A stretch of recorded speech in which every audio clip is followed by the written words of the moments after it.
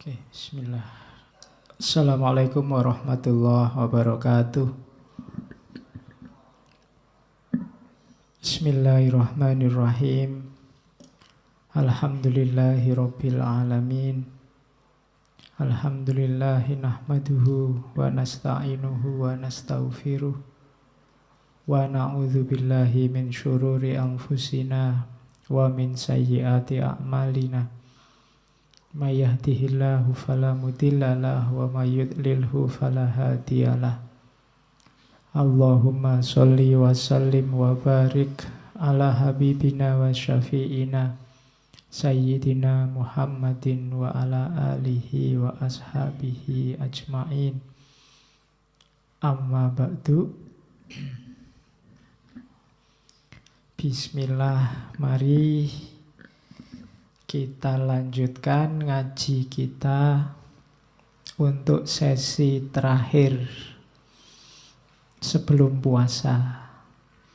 Puasa nanti biasanya kita libur 1 bulan puasa plus bonusnya Syawal. Saya tidak tahu nanti kita masuk lagi tanggal berapa, minggu keberapa Syawal. Ditunggu saja pengumumannya. Nunggu moodnya takmir dan mood saya. Enaknya dimulai kapan? Oke, malam ini kita ada di Imam Ghazali lagi. Tokoh idola. Menurut saya Ghazali paling sering kita angkat karena memang pikiran-pikirannya variatif. Enak dibahas untuk tema-tema tertentu, khususnya yang berbau praktis tapi agak dalam. Meskipun tidak terlalu sangat dalam seperti beberapa filosof sufi. Untuk level kita itu Ghazali sudah luar biasa. Sudah wow. Kita ngejar Ghazali juga agak berat. Tapi usahakan paling tidak ada banyak hal yang bisa kita kaji dari Ghazali. Dan saya tidak akan cerita banyak tentang setting biografisnya. Teman-teman pasti sudah akrab. Dan jujur saja, pasca Ghazali, menurut saya belum ada tokoh yang sekaliber Ghazali, yang menguasai hampir semua cabang Islamic Studies secara kritis. Meskipun nanti berakhir di tasawuf, seperti kita kaji kemarin di Al-Munqidh Minad Dhalal. Bagi yang buntu nyari tema skripsi apa tesis, itu biasanya lebih gampang kamu cari Ghazali saja. Tema apa saja ada. Risalah-risalahnya itu menyinggung hampir semua tema dalam kajian Islamic Studies. Coba dilihat di perpus-perpus kampus-kampus UIN, STAIN, IAIN itu. Nama Ghazali mesti paling sering muncul. Sabar menurut Ghazali, marah menurut Ghazali, nafsu menurut Ghazali. Tokoh paling laku untuk dikaji.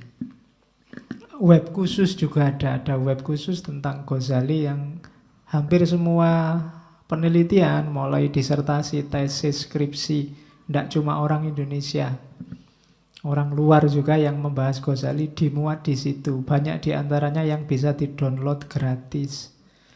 Itu kan enak bagi yang nulis tesis, pingin survei literatur, tinggal kamu download.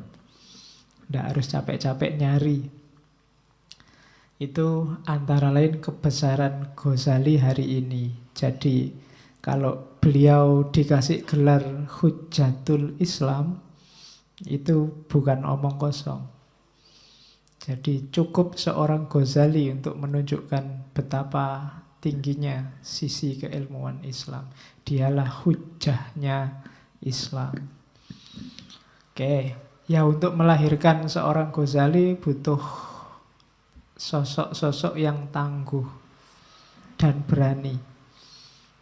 Yang jelas rajin baca, rajin nulis, rajin muhasabah, rajin tafakkur. Dan susah nyari yang kayak gitu hari ini. Hari ini orang pinter dikit aja sudah pingin ceramah. Sudah pingin ngasih tahu orang. Baru baca 1-2 kitab, pingin menyadarkan orang. Wong dia sendiri belum sadar. Ya contohnya saya. Ngerti sidik-sidik sudah mau ngasih tahu orang. Oke, dan yang kayak saya banyak. Lebih parah juga banyak. Makanya ya bener memang balighu anni walau ayah. Cuma ya lihat konteks, lihat situasi. Oke, Ghazali itu yang jelas tema kita puasa. Banyak orang yang sekarang tidak heboh lagi ketika bulan Ramadan datang. Yang heboh saya lihat hanya TV dan Facebook dan WA. Itu pun karena kamu copy paste, ada satu orang bilang mohon maaf menjelang Ramadan, terus kamu share kemana-mana. Kata-katanya sama, saya punya hampir 23 grup itu isinya podo-podo. Ya, jadi ya memang agama Islam menyuruh kita senang dengan kedatangan Ramadan. Orang Jawa zaman dulu mengekspresikan senangnya dengan tradisi-tradisi. Di Jawa dikenal megengan. Megeng itu terjemahan bahasa Jawa dari kata-kata imsak. Menahan diri. Jadi megengan itu ya artinya menahan. Merayakan hari ketika kita diajari untuk menahan diri. Itu namanya megengan. Jadi ya dalilnya itu tadi, man fariha biduhuli Ramadan, siapa yang senang dengan datangnya Ramadan, dan seterusnya. Jadi kalau ada yang bilang megengan itu bid'ah, ada dalilnya. Dalilnya apa? Mengekspresikan kesenangan. Ya meskipun kita sering lebih fokus ke bancaannya. Ya, cuma maunya itu. Seneng lah orang Jawa terus pakai tradisi biar senengnya lebih berlipat-lipat dengan segala macam atributnya, makan-makannya, sodakohnya, syukurannya, dan lain-lain. Jadi heboh lah, tidak apa-apa Ramadan ini datang. Banyak yang bilang ala pak puasa aja, sudah biasa kita puasa, sejak kecil sudah puasa, sudah dilatih untuk puasa Ramadan, jadi biasa-biasa aja. Iya, berarti level puasa kita memang masih di level itu. Harusnya kita wow, kita dapat momen bagus dari Allah. Saya membayangkan perintah puasa itu kayak mahasiswa disuruh bikin makalah. Disuruh bikin makalah itu kan kepentingan kita loh sebenarnya itu. Kita jadi pinter nulis, kita jadi baca-baca. Apalagi dosennya bilang wajib bikin makalah 15 halaman. Kita kan geruneng. Masa bikin orang capek aja, otoriter. Loh enggak, bikin makalah itu tidak untuk kepentingan dosennya, untuk kepentingan mahasiswa. Kalau kita nggak dipaksa bikin, kita nggak akan bikin. Itu puasa. Sama Allah wajib deh. Allah sangat ngerti apa manfaatnya puasa, lahir batin untuk hidup kita. Maka sama Allah dibikin wajib puasa. Karena kalau Allah bilang sunnah, boleh puasa, boleh enggak, kita tetap milih enggak puasa. Sama kayak mahasiswa, boleh bikin makalah, boleh enggak bikin. Insya Allah enggak bikin. Dan itu sayangnya Allah pada kita. Karena Allah ngerti apa manfaatnya puasa, maka wajib ya puasa. Dan Allah tidak butuh sebenarnya lapar dan haus kita. Butuhnya apa? Manfaat puasanya. Itu jadi analoginya kayak makan. Sebenarnya semua ibadah juga begitu. Allah tidak butuh ibadah kita. Kita yang butuh, cuma kita tidak sadar. Makanya sama Allah setengah dipaksa dengan hukum wajib ya gitu. Dan manfaatnya untuk kita. Kemarin kita ngerti apa manfaatnya haji. Sebelumnya kita ngerti apa maknanya sholat. Paling awal kita kenal Abdul Qadir Jailani, makna ibadah. Itu kan kita baru, oh iya ya berarti penting. Tidak ada yang diperintah Allah itu yang sia-sia. Cuma memang banyak di antara kita yang belum menangkap. Tapi jalani saja. Nanti kita rasakan sendiri manfaatnya. Puasa ini salah satu ibadah paling tua. Sejak adanya manusia di banyak tafsir itu sudah ada perintah puasa. Ibadah paling tua itu kan 3. Puasa, korban, kemudian sholat. Sholat dalam arti ritual penyembahan tertentu. Mungkin tidak persis sama sholat kita, tapi setiap nabi pasti punya itu. Korban itu semacam persembahan. Apa yang dikorbankan untuk Allah. Sejak zaman Nabi Adam, Qabil dan Habil sudah ada korban. Zaman Nabi Adam juga sudah ada puasa. Konon puasa Ayyamul Bid 13, 14, 15 itu sudah dilakukan oleh Nabi Adam. 10 Muharram juga katanya Nabi Adam puasa, memperingati pertemuannya dengan Ibu Hawa di Arafah.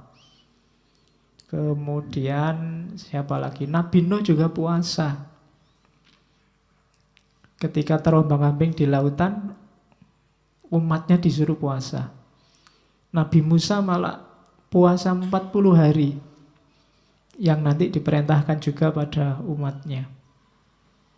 Termasuk orang Yahudi itu ada tradisi puasa 40 hari dalam setahun. Meskipun nanti dikritik oleh Al-Quran karena orang Yahudi ini urik. Ya puasa 40 hari tapi harinya milih sendiri. Nah itu orang Yahudi. Nanti dalam tradisi Nasrani juga ada puasa. Di sebagian riwayat Nabi Isa itu ada kewajiban puasa setahun 50 hari malahan, tidak 40. Dan seterusnya. Jadi hampir semua nabi puasa. Nabi Yakub itu mempuasai anak-anaknya. Nabi Yusuf waktu di penjara juga puasa. Hampir semua nabi puasa.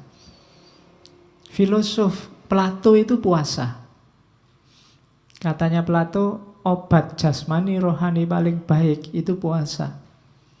Sokrates juga nyuruh orang puasa. Katanya Sokrates, dalam diri kita, dalam diri manusia itu ada unsur penyembuh. Bantulah dirimu untuk menyembuhkan dirimu sendiri. Jalannya antara lain puasa. Jadi mbahnya filosof aja poso. Masa kalian tidak puasa? Nah itu arahnya ke situ. Jadi mungkin kalian belum menangkap. Yang kalian tangkap sampai detik ini puasa itu ya lapar dan haus. Terus kalau sudah maghrib balas dendam. Ya.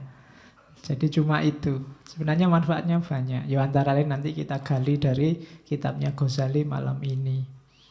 Binatang juga kan banyak yang riwayatnya puasa. Yang paling terkenal kan kisahnya ulat yang jadi kepompong terus jadi kupu-kupu. Atau ayam yang puasa ketika dia mengerami telurnya 21 hari malahan. Apalagi ular, ketika dia ganti kulit dia harus puasa. Apalagi beruang kutub waktu hibernasi juga puasa. Apalagi ikan salmon waktu dia migrasi besar-besaran yang jaraknya bisa sampai 1000 mil itu dia harus puasa biar bisa gesit. Kalau nggak puasa dia nggak bisa gerak cepat, nggak bisa nututi teman-temannya. Maka puasa bareng-bareng terus nyebrang bareng-bareng. Itu ikan salmon. Tumbuhan juga puasa, jangan salah. Beberapa tumbuhan itu kalau dia ingin tetap hidup, dia harus mau menggugurkan daun-daunnya tertentu. Ketika dia bisa menggugurkan daun-daunnya itu, maka daun yang lain selamat. Itu kan sejenis puasa. Jadi tumbuhan, hewan, orang-orang masa lalu itu puasa. Apalagi manusia hari ini. Itu belum kalau puasa kita terjemahkan tidak sekedar puasa lahir, puasa batin. Puasa ngomong. Ya kan? Puasa internet, puasa HP itu banyak. Kalau mau. Dan jangan salah, puasa itu bisa jadi senjata. Orang demo kan ada yang mogok makan. Itu kan puasa. Saya demo Pak, mogok membaca, tidak bisa. Tidak bisa jadi senjata ternyata membaca. Yang bisa jadi senjata, puasa. Saya demo Pak, mogok sholat, paling orang karepmu. Tapi begitu kamu mogok makan, orang akan panik. Dan itu dulu dilakukan oleh Mahatma Gandhi. Gandhi itu kan senjatanya mogok makan. Jadi tahun 49 itu India kacau luar biasa. Orang Islam ngamuk, orang Hindu ngamuk. Indonesia hari ini masih untung, yang kelihatan ngamuk masih Islam saja. Kalau agama lain ngamuk, rusak kita. Dan bunuh-bunuhan habis-habisan. Saat itu Gandhi ini tokoh terkemuka, dihargai oleh Muslim, dan tokoh suci dalam agama Hindu. Makanya gelarnya Mahatma. Jiwa yang maha, jiwanya besar. Dan Gandhi deklarasi, saya tidak akan makan sebelum kalian berhenti bunuh-bunuhan. Dan akhirnya sukses. Puasanya Gandhi. Oke, itu salah satu contoh bahwa puasa bisa jadi senjata. Kalau nggak percaya, misalnya bapakmu ngirim uangnya kurang, terus kamu minta, Pak ini duitnya kurang, ya sudah itu habis-habisin, ya sudah saya tak puasa aja kalau gitu. Nggak tegel mesti bapakmu. Saya ndak makan lah saya, oh ndak tegel mesti bapakmu. Jadi jangan salah, puasa itu kelihatan pasif, tapi sebenarnya dia bisa aktif dan revolusioner. Oh, itu puasa. Oke, itu di antara yang perlu kita tahu dahsyatnya puasa. Maka gembiralah kita dapat momen. Alhamdulillah kita dipaksa oleh Allah untuk puasa. Ayo kita manfaatkan 1 bulan ke depan. Kita coba dapat apa kita dari puasa. Selama ini kan kita cuma dapat lapar dan haus sama komedi di TV-TV. Besok kita cari hasil yang lain, jajal. Minggu awal dulu saya ngomong, ayo kita bikin target-target individual aja. Janji sama diri kita sendiri. Ramadan kali ini Pak, misalnya saya mau khatam sekali, kemudian nulis 1 artikel yang bagus, ilmiah 1, kemudian itu target individual. Coba untuk dirinya sendiri. Ramadan kali ini Pak, tesis selesai, kemudian ngajinya beres, kemudian itu kan target spiritual juga. Janjinya sama dirinya sendiri. Nanti kalau sukses, kasih hadiah dirimu sendiri. Kalau gagal juga hukum dirimu sendiri. Kita kan jarang menerapkan ini ya. Kalau semester ini IP ku 3,5 ke atas, aku akan makan di restoran paling enak. Nah, itu ngasih hadiah dirinya sendiri. Tidak apa-apa kalau uangnya ada. Loh ya kalau nggak ada uangnya, ya masa kamu mau nekat. Jadi itu ngasih hadiah atau dihukum. Kalau IP ku di bawah 3 semester ini, HP off, tidak akan tak beliin pulsa 1 semester misalnya. Itu menghukum diri sendiri. Cuma yang konsisten. Latihan sukses itu diawali dari dirinya sendiri. Termasuk puasa. Saya tidak tahu sudah berapa Ramadan kalian janji mau khatam tapi tidak pernah khatam. Biasanya semangat hari pertama, kedua, ketiga, setelah itu wallahu a'lam bishawab. Ramadan ini ayo latihan, tantang lagi. Oke, kita lihat ya. Ini Ghazali dari Ihya Ulumuddin. Ada 1 bab yang kadang-kadang dibahas secara tersendiri, judulnya Asrorus Syam, rahasia puasa. Ada apa dengan rahasia puasa? Menurut Ghazali kita lihat, tidak tebal, tidak banyak, hanya kalau ditulis kecil-kecil terus kertasnya luas itu cuma 10 halaman. Cuma kalau diukur buku ya bisa 30-an halaman. Tentang Asrorus Syam, rahasia puasa. Yang pertama di bagian awal itu Ghazali ngomong makomnya puasa. Meskipun kata-kata makom tidak ada di situ. Jadi makom, kedudukan puasa bagi umat Islam, katanya Ghazali, puasa itu seperempatnya iman. Jadi kalau kalian tidak puasa, kehilangan imanmu seperempat. Besar loh seperempat itu. Kenapa disimpulkan seperempat? Karena ada hadis yang bilang as-shaumu nisfus sobri. Puasa itu setengah dari sabar. Dan hadis yang lain bilang as-sobru nisful iman. Sabar itu setengahnya iman. Jadi sabar, puasa, iman itu tidak bisa dipisah. Kalau kita tidak sabar, kita kehilangan iman kita setengah. Ya silahkan dihitung hari ini kalian termasuk sabar apa enggak. Saudaramu, tetanggamu, sahabat-sahabatmu di WA, di YouTube, di Twitter, siapa yang tidak sabaran, siapa yang yang ngamuan, maka dia kehilangan setengah dari imannya. Imannya tinggal setengah. Itu kalau tidak puasa juga, sudah nggak sabar, nggak puasa, imannya tinggal seperempat. Jadi as-shaumu nisfus sobri, as-sobru nisful iman. Puasa itu setengahnya sabar, dan sabar itu setengahnya iman. Orang beriman harusnya sabar. Dan di antara jalan untuk menemukan sabar itu puasa. Tidak cuma puasa lahir, tapi juga puasa batin. Sabar itu kan puasa batin.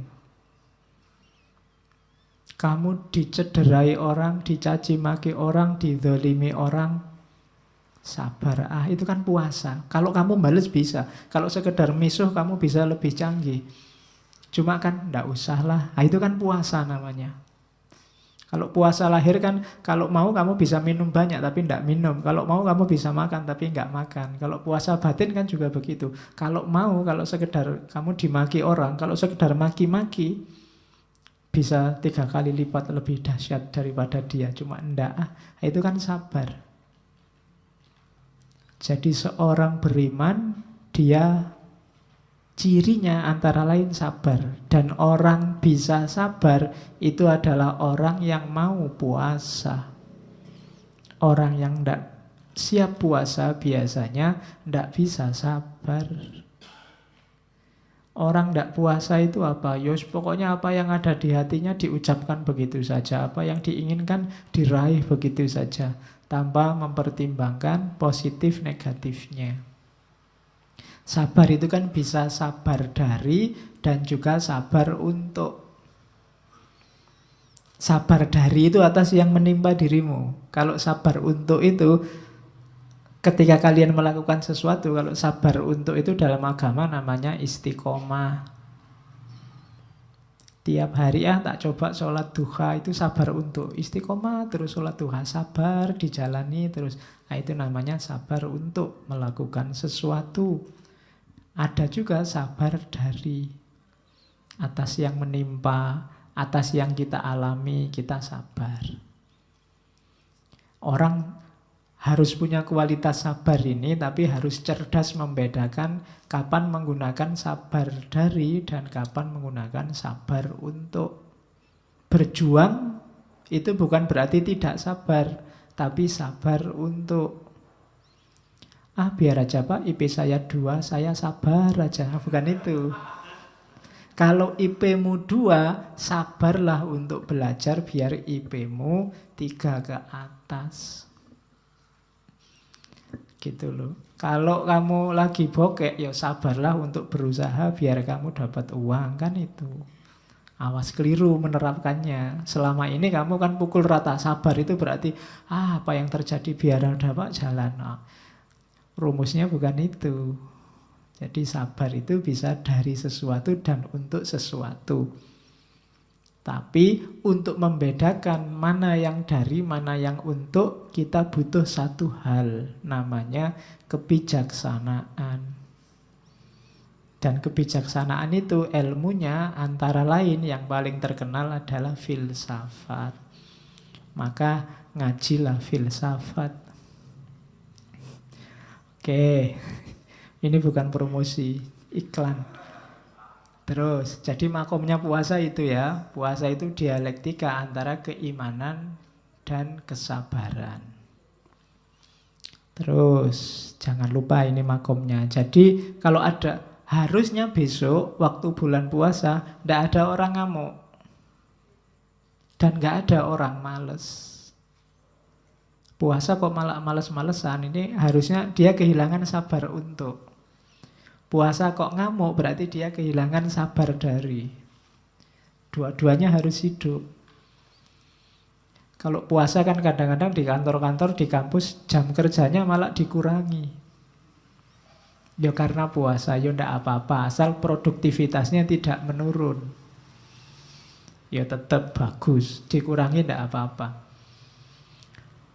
Terus, jadi makomnya itu ya, dialektika antara sabar dan iman dan puasa.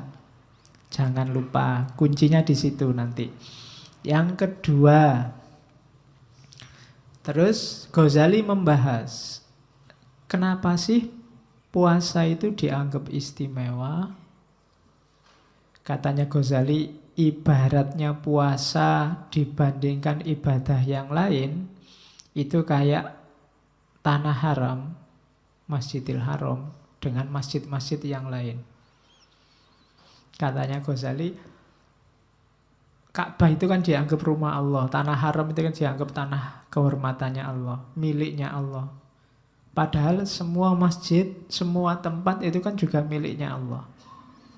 Semua ibadah untuk Allah, tapi yang istimewa itu puasa. Sama seperti semua tanah, semua bumi itu milik Allah. Tapi yang disebut khusus sebagai rumah Allah, rumah milik Allah itu hanya Ka'bah dan Masjidil Haram. Bandingannya itu. Alasannya apa?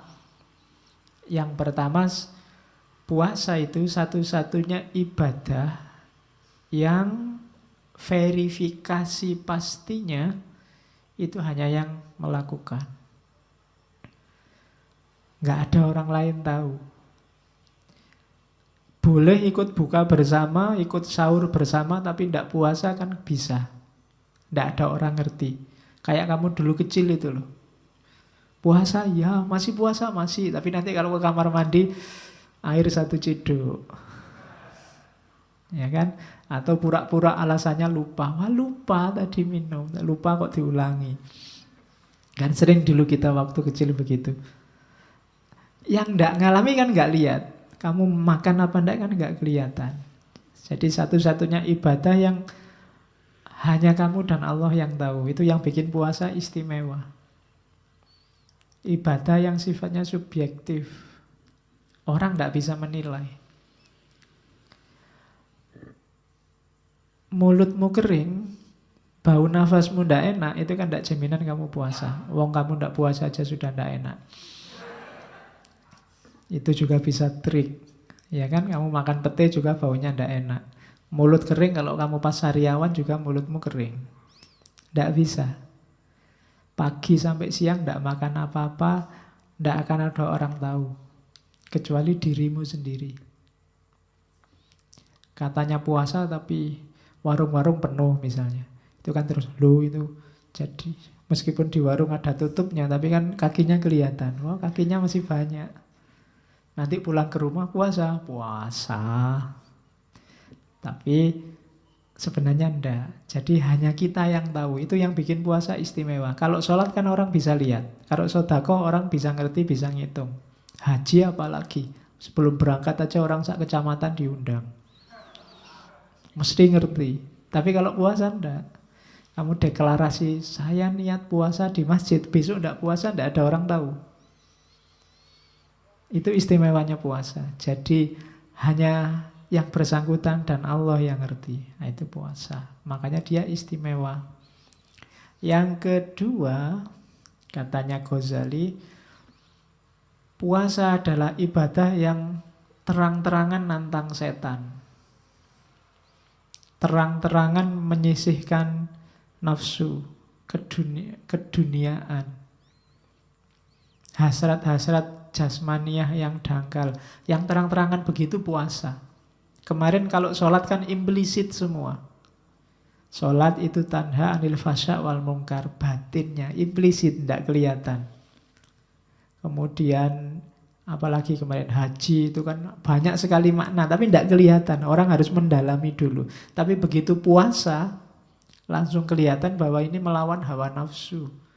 Nafsu makan, nafsu minum, nafsu seksual. Dilawan semua. Itu kan ibadah yang terang-terangan melawan nafsu, itu puasa. Makanya ada hadis Nabi, wahai anak-anak muda yang sudah mampu, nikahlah. Man istata'a minkumul ba'ah falyatazawwaj. Nikahlah, jangan jomblo terus, tidak ada untungnya dan tidak ada enaknya. Terus ya. Wa in lam yastati, kalau kamu tidak mampu, puasa. Jadi kalau nggak mampu puasalah, fa'alaihi bisaum. Meskipun kalau dulu zaman saya di SMA sering dipelesetkan, fa'alaihi bisobun. Kalau nggak mampu ganti sabun, bukan itu. Dengan puasa, bukan dengan sabun. Cuma puasa yang beneran ya. Nanti ada cirinya puasa yang beneran menurut Ghazali. Kalau cuma puasa menahan lapar dan haus, itu masih belum bisa jadi benteng untuk yang belum mampu kawin. Karena kalau hanya puasa lahiriah, susah jadi benteng. Kadang-kadang puasa nafsumu tambah besar. Karena ya puasa sih ya, tapi internetannya terus, buka HP terus, kadang-kadang ngomongnya saru-saru, kadang lihat gambar apa, lihat video apa. Videonya video ceramah, cuma karena yang ceramah bunyai, pikiranmu kemana-mana. Wah, bunyai itu. Bisa begitu kan? Jadi puasa yang benar nanti diajari oleh Ghazali.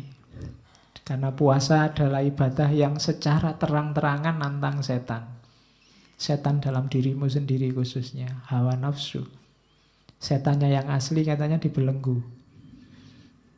Cuma kan setan itu kan tidak berdaya kalau nggak kompatibel sama dimensi rohanimu. Cuma selama ini kamu tidak pernah mikir kompatibilitas itu. Jadi setan selalu cocok sama dirimu. Waktu puasa setan tidak cocok. Jadi analoginya maka dibelenggu. Dibelenggu itu bukan kok terus malaikat datang setannya dirantai. Terus kamu di mana ya kira-kira dibelenggunya, bukan itu. Tapi setan otomatis terbelenggu. Kenapa? Harusnya jiwanya orang puasa itu tidak nyambung sama situasi setan dan kesetanan. Cuma hati-hati kalau habis maghrib nafsumu kumat lagi, kesetanan lagi, ya kompatibel lagi, setan bisa masuk. Jadi kalau waktu siang, oh ndak kita puasa, nanti aja habis maghrib misalnya gitu. Nanti ditawari pacarnya, mas jalan-jalan lu, jangan sekarang puasa. Nanti habis maghrib kita ke mall bareng, ayo podo wae. Habis maghrib kompatibel lagi dirimu sama setannya, nyambung lagi. Jadi diingat-ingat itu state-nya puasa, wilayahnya orang puasa. Jadi melenyapkan dimensi setan dalam dirimu. Saya lupa ada baca riwayat dulu, saya lupa di kitab apa ya, katanya zaman Nabi itu puasa itu hampir 22 jam. 22 jam itu berarti sahur, terus buka waktu maghrib sampai isya, setelah isya puasa lagi. Terus ada kasus Umar. Umar itu malam-malam berhubungan sama istrinya. Sehingga turun ayat bahwa ya kalau malamnya Ramadan itu tidak apa-apa berhubungan sama istri. Terus dipahami, oh berarti makan juga boleh, tidak harus sampai isya. Pemahamannya seperti itu. Saya lupa ada di kitab apa. Cuma ya itu, karena 22 jam mungkin lebih terjaga. Cuma mungkin Allah sayang sama kita, terus tidak apa-apa kalau malam pengen makan-makan sepuasnya juga tidak apa-apa. Cuma hati-hati yang tadi sudah dikondisikan sejak pagi, jangan dilepaskan lagi. Kalau tidak ya hasilnya balas dendam tadi. Kadang-kadang puasa itu kan keuangannya lebih banyak keluarnya dibandingkan bulan biasa. Hari-hari gini kan kamu tidak pernah mikir bikin kolak apa beli kolak. Kalau puasa mikir. Biasanya kamu makan cuma nasi kucing satu sama air putih selesai.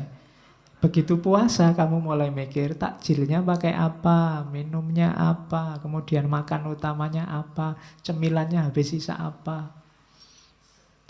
Itu sama aja balas dendam.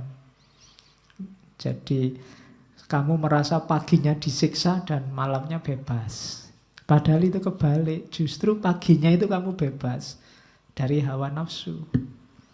Maka manfaatkan malamnya ketika kondisimu sedang bersih untuk yang baik-baik.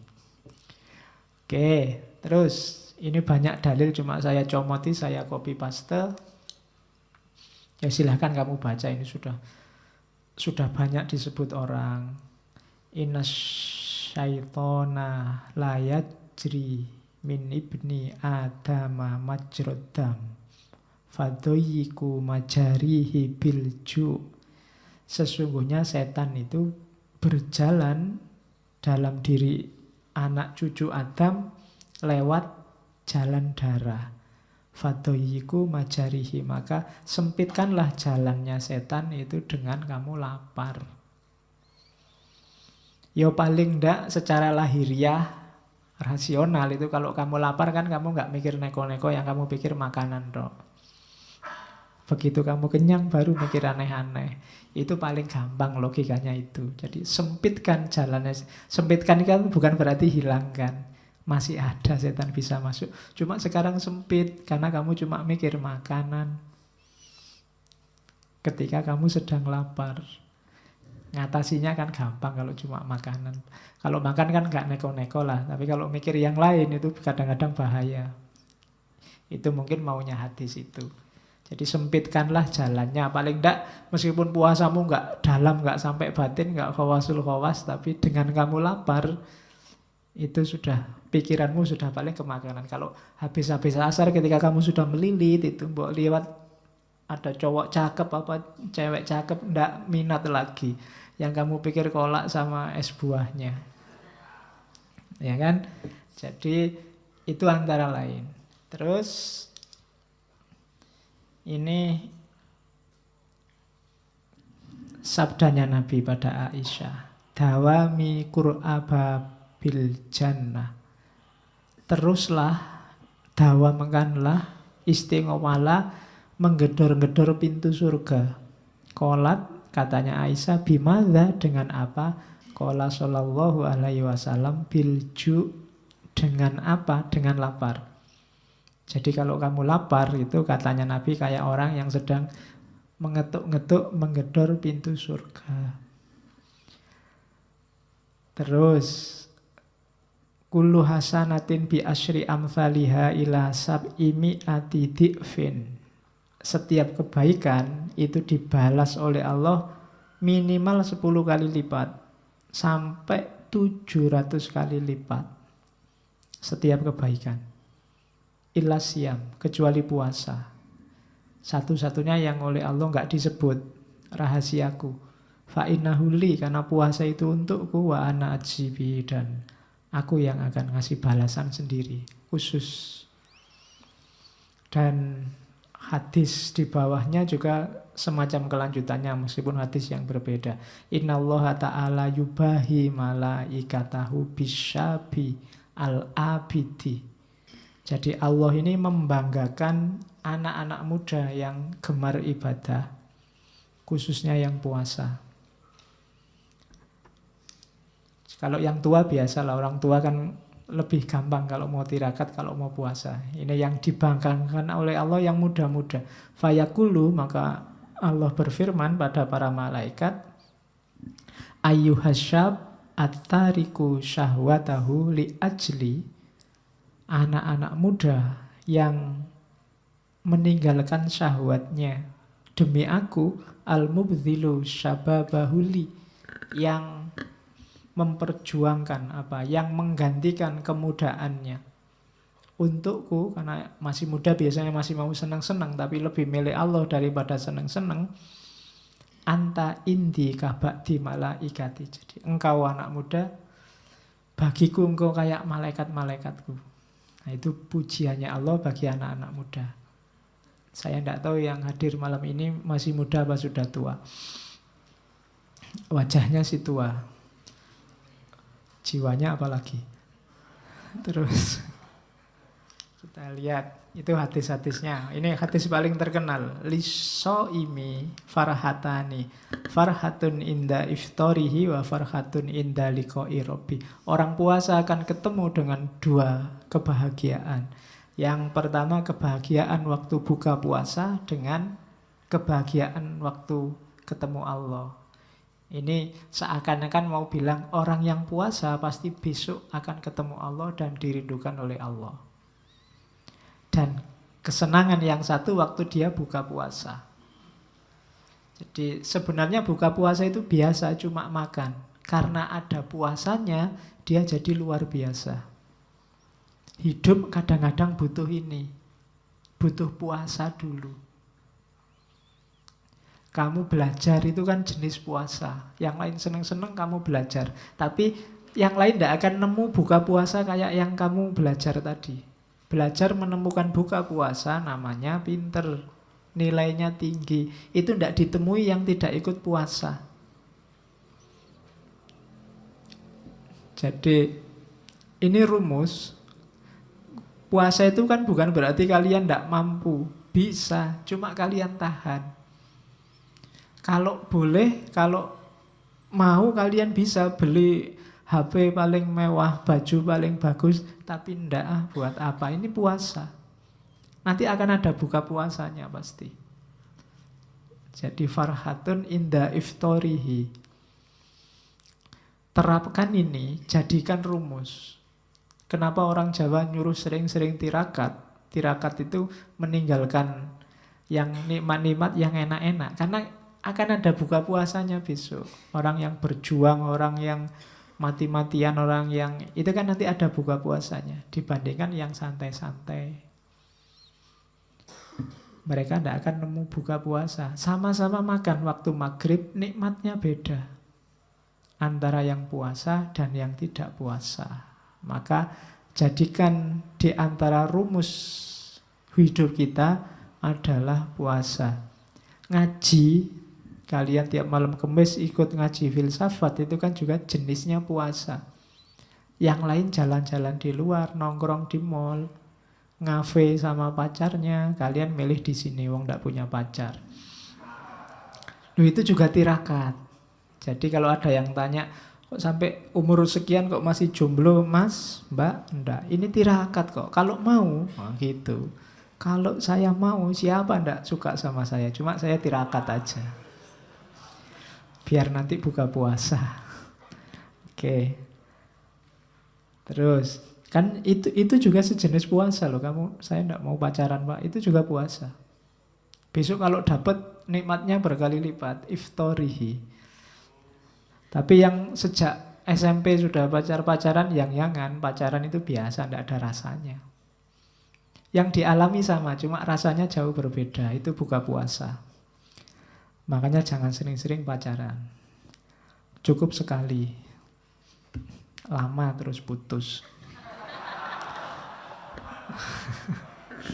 Kamu kan biasanya itu sekali dan lama sekali. Tapi terus putus. Akhirnya kan pacarannya sama siapa, nikahnya sama siapa. Oke. Kalau ditanya jawabnya santai. Bukan jodoh Pak. Gitu. Padahal itu nangis-nangis sudah. Terus dilanjutkan. Konteksnya puasa. Ngomong puasa itu tidak cuma ngomong lapar dan haus. Ayo masuk lebih dalam, katanya Imam Ghazali. Yang pertama, yang jelas puasa itu kepatuhan. Allah sendiri yang merintah secara terang-terangan loh.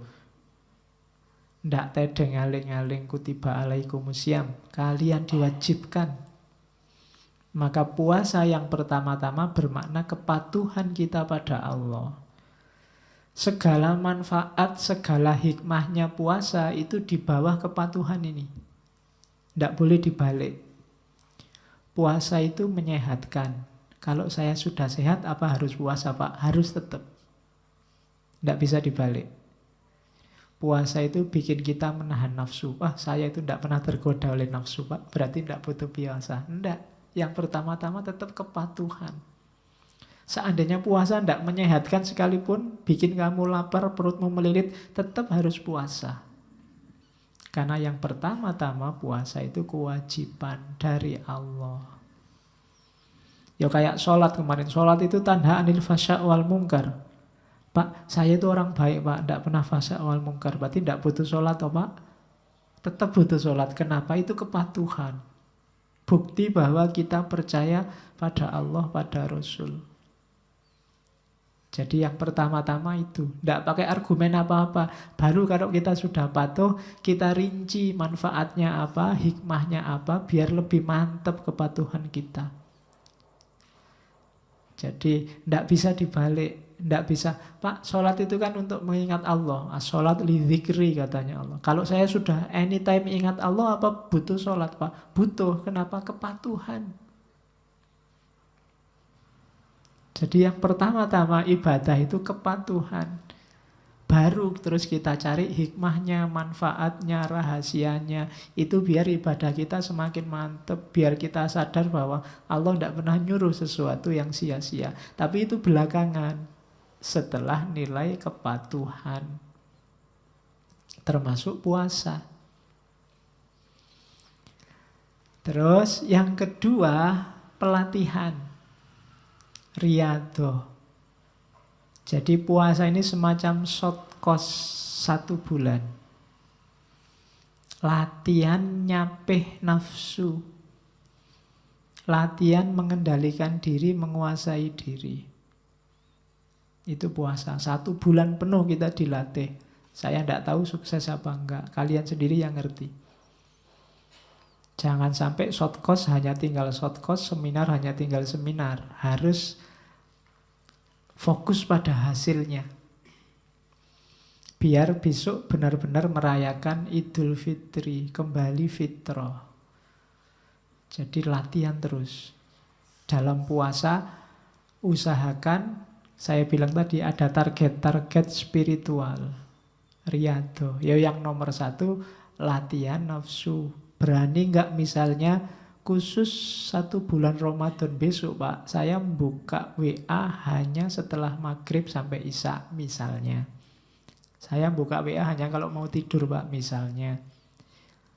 Atau saya tidak akan lagi posting tentang yang dunia-dunia, Pak, 1 Ramadan ini. Saya ngomongnya akhirat aja misalnya. Ya tidak apa-apa, itu kan latihan. Pelan-pelan. Jadi silahkan bikin target sendiri. Riyadhah, bikin pelatihanmu sendiri. Ya latihan utamanya memang melawan hawa nafsu. Semoga sukses. Yang ketiga, puasa adalah pengorbanan. Persembahan. Persembahkanlah rasa laparmu, persembahkanlah rasa hausmu, persembahkanlah perjuanganmu untuk Allah. Jangan untuk yang lain. Jangan untuk, Pak, lumayan Pak, ada puasa 1 bulan, bisa diet gratis. Lumayan bisa menurunkan berat badan, enggak. Persembahkan puasamu untuk Allah. Dimensi pengorbanan. Semua ibadah itu persembahkan untuk Allah. Bahkan kalau kamu sholat kan ada yang di doa iftitah itu kan inna sholati wa nusuki. Sholatmu, ibadahmu, bahkan hidupmu dan matimu persembahkan untuk Allah. Kalau dipersembahkan untuk Allah kan gak boleh sembarangan. Masa dipersembahkan untuk Allah ngasih yang tidak berkualitas kan malu. Wong kamu ngasih hadiah dosenmu, ngasih oleh-oleh tetanggamu aja nyari yang pantas. Apalagi untuk Allah. Jadi yang ketiga, pengorbanan, persembahan. Jadi membahas puasa itu perhatikan konteksnya. Ada konteks kepatuhan, ada konteks pelatihan, ada konteks pengorbanan. Yang keempat, ada konteks penyucian. pembersihan diri, tazkiyatun nafas. Jadikan momen puasa itu untuk menaikkan kualitas kemanusiaan kita. Biar kita semakin murni jadi manusia. Makanya goal terakhirnya kan fitri. Fitrah. Jadi harusnya besok hari terakhir puasa kita jadi orang yang cerah. Karena kita sudah fitrah. Jadi dimensinya penyucian. Lahir dan batin. Kemudian dimensi puasa yang kelima itu perjuangan, jihad dan mujahadah. Contoh mujahadah, jihadun nafas yang paling kelihatan itu puasa. Di situ kita berperang. Perang paling besar. Kan Nabi bilang, habis perang Badar Nabi bilang, kita kembali dari perang kecil menuju perang besar. Perang besar apa? Mengalahkan diri sendiri. Antara lain lewat puasa. Terus yang keenam, keikhlasan. Satu-satunya puasa yang dimensinya ikhlas, karena yang hanya Allah yang tahu itu puasa, satu-satunya ibadah.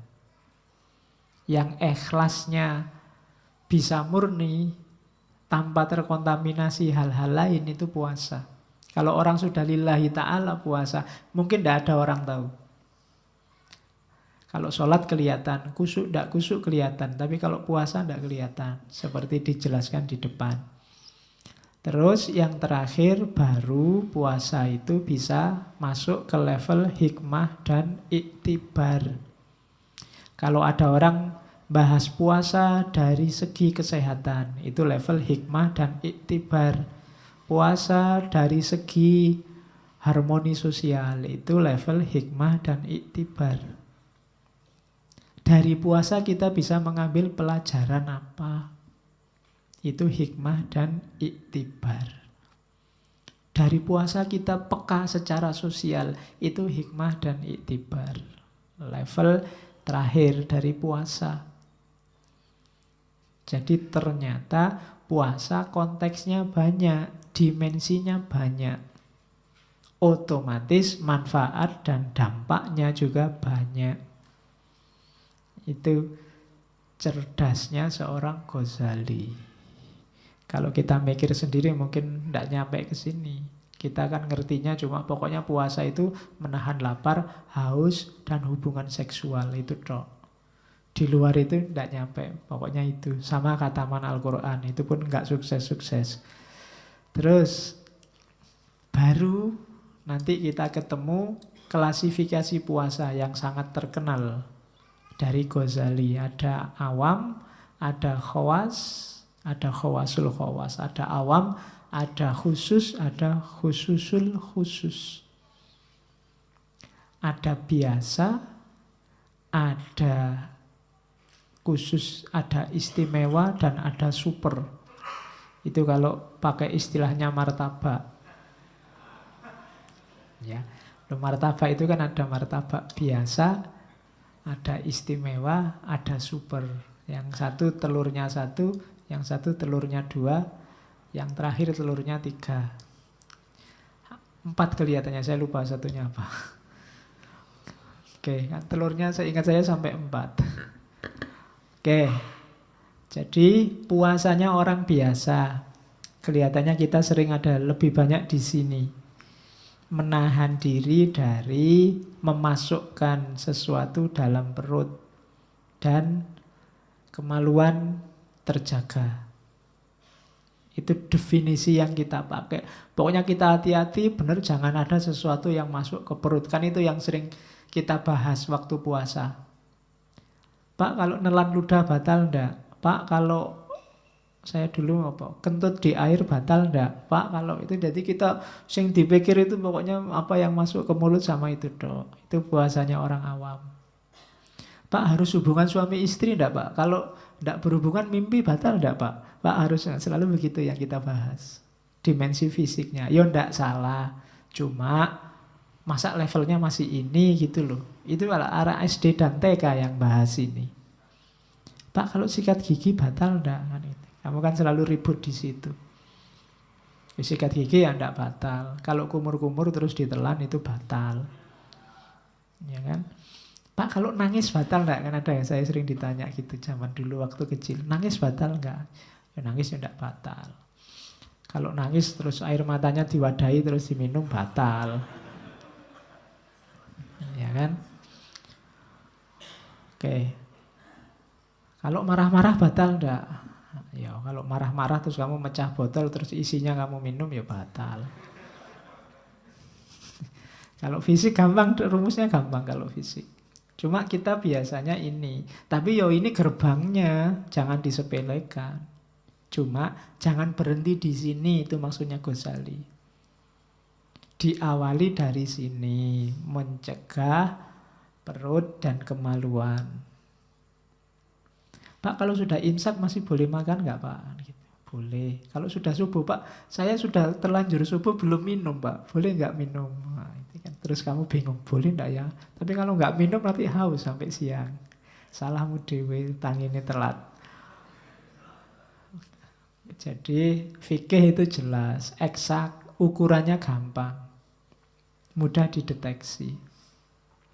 Jadi puasa cuma jangan dititik beratkan di sini. Hanya saja memang orang-orang tertentu yang belum nyampe mengawali puasa itu dari sini. Kekurangannya puasa ini ya hanya dapat lapar dan haus. Bahkan tidak menghalangi katanya Ghazali dari kemaksiatan, dari nafsu. Puasa sih puasa, tapi nunggu buka puasa nongkrong di mall terus lihat yang lewat-lewat. Waduh, mulusnya ya bodoh aja. Tidak terhalangi. Kalau ada, puasa-puasa kok gitu. Loh kan yang penting tidak makan, tidak minum, dan tidak gituin.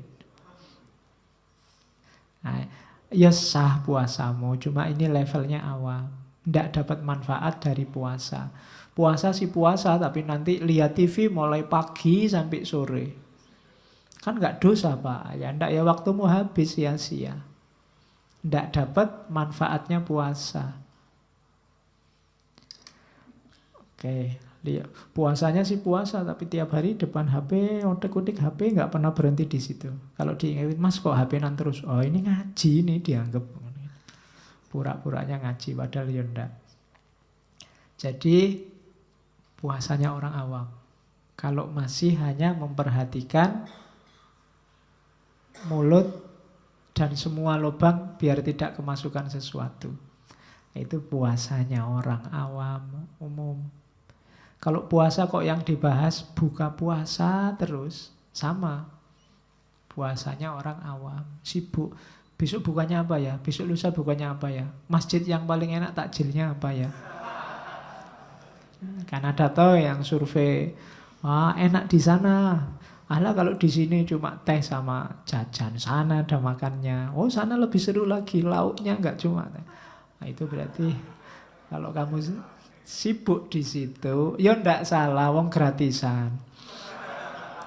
Ya, kapan lagi, ya kan? Kalau swadaya kan paling kamu ngangkring. Nah, ini ada kesempatan makan enak 1 bulan, gratis. Aduh.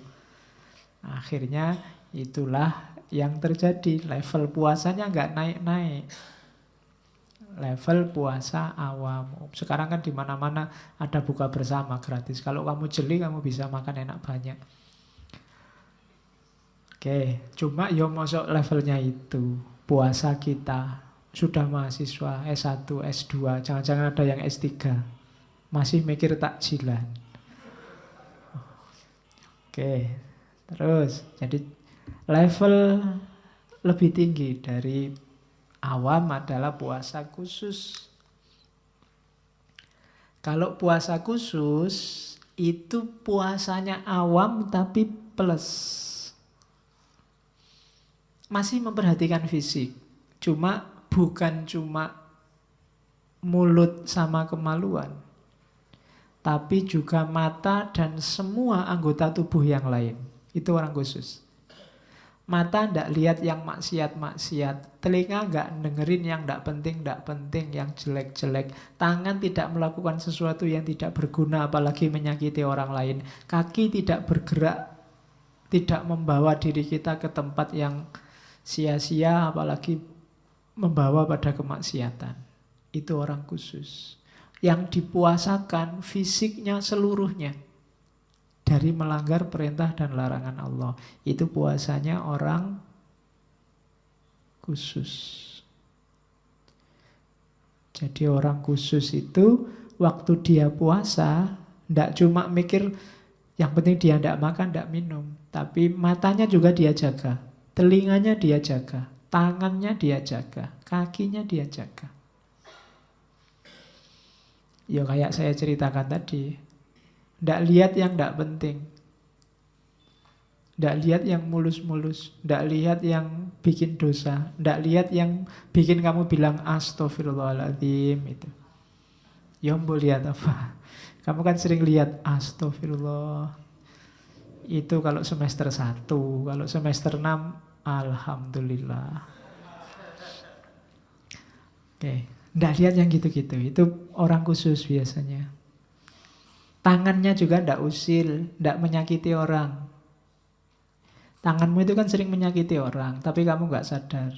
Ketika kamu mejet-mejet HP, mejet-mejet untuk dikirim via WA yang isinya bikin orang sakit hati, itu kan tanganmu sedang menyakiti orang lain. Nah itu waktu puasa usahakan jangan deh. Ya bener temenmu itu masih jomblo, tapi ndak usah tiap hari kamu sendiri. Piye mblo, piye anu ndak lah. Sementara waktu puasa libur lah, ya. Wong ya sesama jomblo pakai mengejek. Jadi puasa khusus. Usahakan seluruh anggota tubuh kita juga puasa. Telinga juga ndak usah dengerin yang ndak penting, gosip yang ndak perlu. Gunakan strateginya Socrates. Kalau ada temanmu ngajak gosip, kamu tanyai dulu dia. Kalau dia mau membawa berita, kamu stop dulu sebentar. Yang pertama tanyakan, yang kamu bawa itu sesuatu yang benar apa enggak?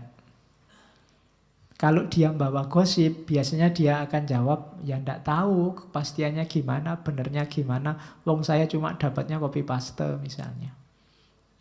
Itu yang pertama, filternya. Yang kedua, tanyakan lagi. Oke lah seandainya itu benar, kira-kira ada manfaatnya enggak? Kamu kasih tahu padaku. Itu filter kedua. Kalau enggak ada ya sudah. Yang ketiga, tentang hal yang baik enggak? Mungkin benar, ada manfaatnya saya tahu, tapi tentang hal yang jelek. Untuk waktu puasa, latihanlah enggak dulu. Kalau ada temenmu posting yang sekiranya itu pasti fitnah, itu hoax, atau kamu enggak bisa memastikan kebenarannya, mending enggak usah dibaca dulu. Dan tidak usah didengarkan dulu sementara. Sampai kamu yakin atau ada konfirmasi bahwa itu baik dan benar. Nah, ini puasa khusus namanya. Dan juga tidak usah mencium yang tidak penting-penting. Saya tidak tahu contohnya gimana mencium. Ya kalau mungkin kamu jalan-jalan di mall, kamu hembus-hembus, wah parfumnya wangi sekali. Kayak kemarin waktu haji, orang dilarang pakai parfum. Karena bau parfum itu kan bisa membangkitkan imajinasi macam-macam. Nah itu antara lain mungkin gunanya kita menjaga hidung. Hidung itu kan selain membau juga sok-sok juga buat mencium. Karena ada beda antara membau sama mencium. Kalau puasa ya mending libur dulu ciumnya. Nanti kalau sudah buka puasa. Oke, terus. Jadi puasa khusus. Kalau awam hanya mulut sama kemaluan yang dijaga. Kalau khusus tidak cuma itu. Semua anggota tubuh dijaga. Jangan sampai maksiat. Nah, bahasa ceramahnya begitu. Jangan sampai melakukan dosa kecil-kecil. Ya Allah itu maha pengampun. Cuma kalau disepelekan Kan banyak cerita dosa kecil padahal orangnya baik membawa ke neraka. Amal baik yang kecil padahal selama ini orangnya jahat membawa ke surga. Pelacur menolong anjing bisa masuk surga. Loh itu kan susah. Pelacurnya sudah dosa besar, yang ditolong itu anjing. Padahal anjing itu kalau lewat di sini kamu lempari pakai batu sampai tewas. Gara-gara ini loh seorang pelacur bisa masuk surga. Itu kan karena Allah berkenan. Ada ulama besar melakukan kejahatan kecil masuk neraka karena Allah tidak berkenan. Kan ada cerita, mungkin setengah anekdot. Ada kiai yang pulang kondangan karena jamuannya tongseng kambing, pulangnya dia selilitan. Ada di giginya keselip bekasnya daging, susah diambil. Sambil jalan ada pagernya tetangganya dipotong dikit, dibuat tusuk giginya, dibuat itu terus dibuang. Gara-gara kayu kecil ini dia terhalang masuk surga. Gara-gara selilit. Malaikat, lu saya ini kiai, enggak. Kamu melakukan dosa yang bikin Allah enggak berkenan. Disuruh mampir dulu di neraka. Hanya gara-gara selilit kecil, hanya gara-gara tusuk gigi kecil. Maka hati-hati. Latihannya antara lain puasa.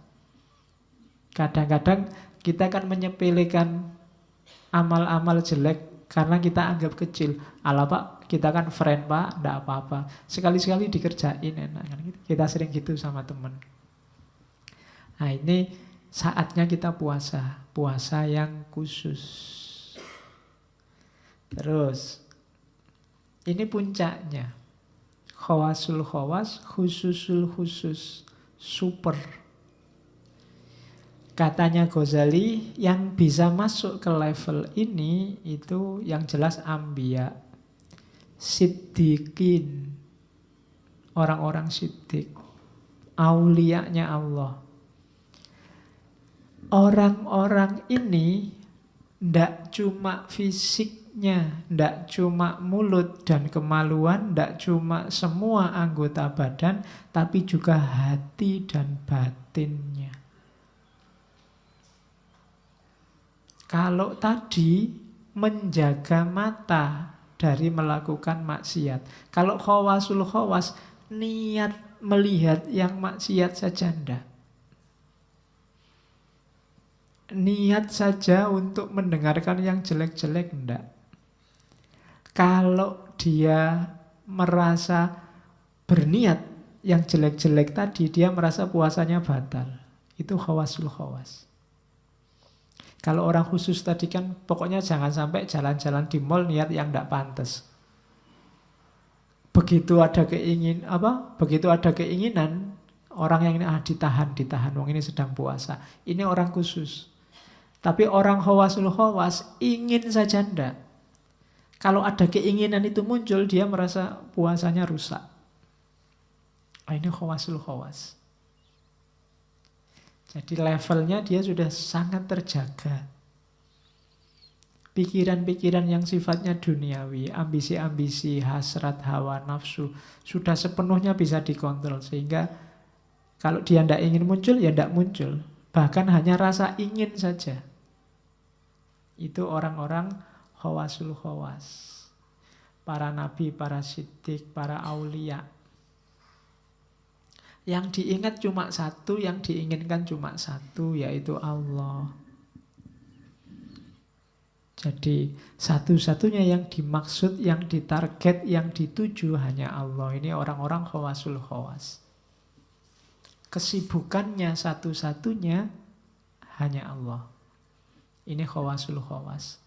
Yang duniawi tidak muncul sedikit pun ke permukaan.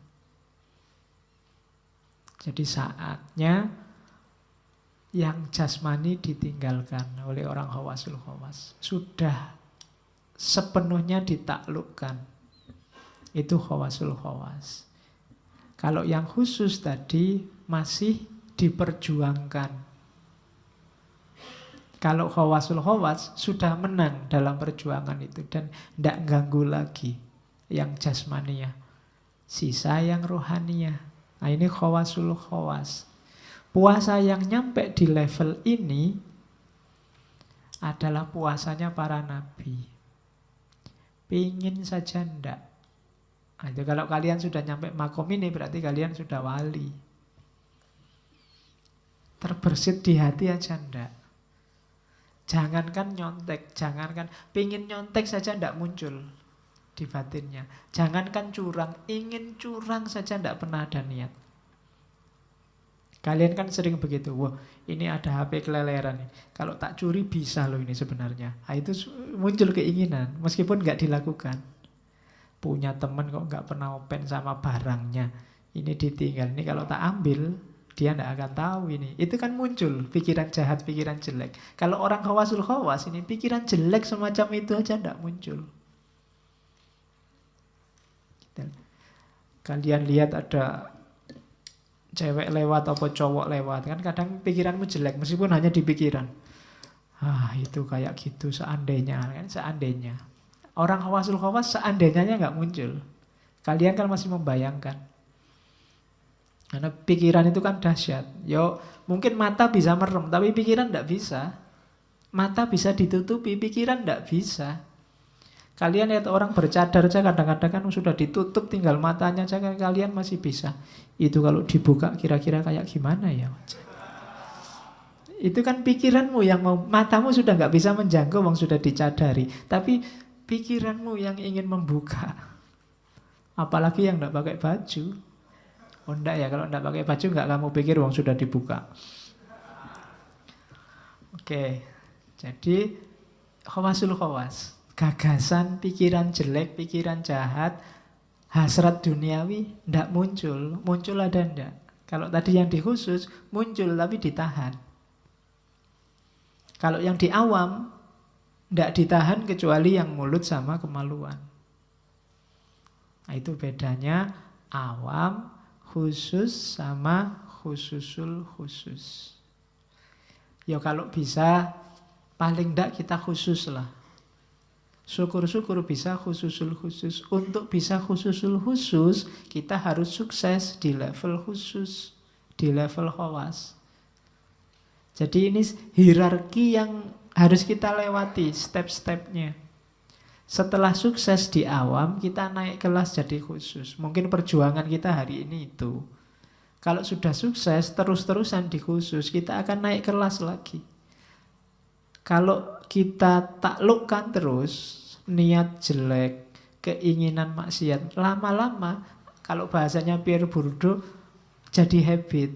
Kalau sudah jadi habit, muncul saja enggak.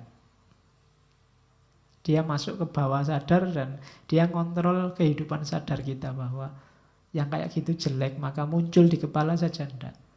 Nah, itu khawasul khawas. Jadi biasakan diri kita dengan yang baik-baik, biasakan berjuang menaklukkan yang jelek, nanti diri kita akan terbiasa. Jangan mudah memaafkan dirimu yang melakukan kesalahan. Biar dirimu tetap peka terhadap kesalahan.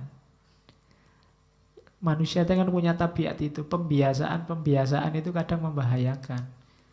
Nggak jasmani, nggak rohani. Jasmanimu itu, misalnya kamu pusing, itu kalau kamu cueki, pusing pertama rasanya pusing sekali, kamu cueki mungkin pusing kedua nggak terlalu sakit lagi. Lama-lama pusing itu jadi biasa dan mungkin lama-lama nggak jadi sakit. Itu yang jasmani. Yang rohani juga begitu. Sekali kamu bohong, mungkin bohong pertama rasa bersalahnya luar biasa. Bohong kedua sudah turun banyak, mungkin tinggal 80% rasa bersalahnya. Masih tetap punya rasa bersalah. Bohong ketiga tinggal 50%, bohong keempat tinggal 20%. Lama-lama bohong itu menurutmu biasa. Tidak ada rasa bersalah sama sekali. Bahkan mungkin ada satu titik ketika kamu tidak bohong, kamu heran sendiri.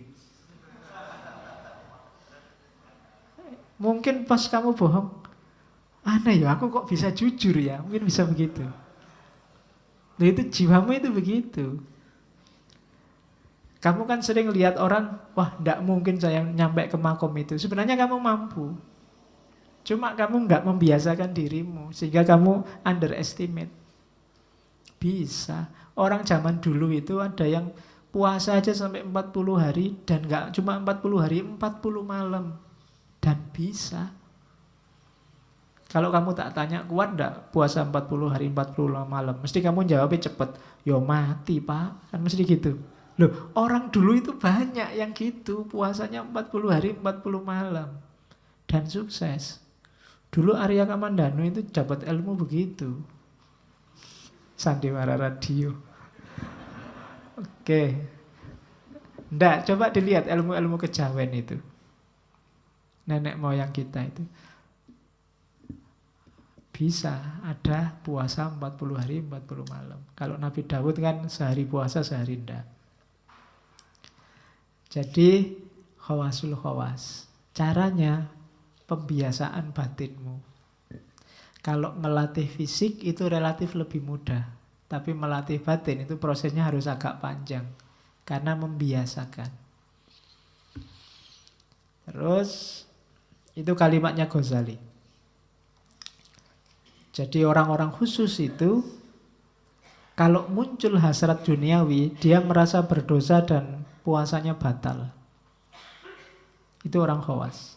Bahkan kalimatnya Ghazali, barang siapa tergerak pikirannya dengan memikirkan bahan buka puasanya pada siang hari, niscaya dituliskan satu kesalahan padanya.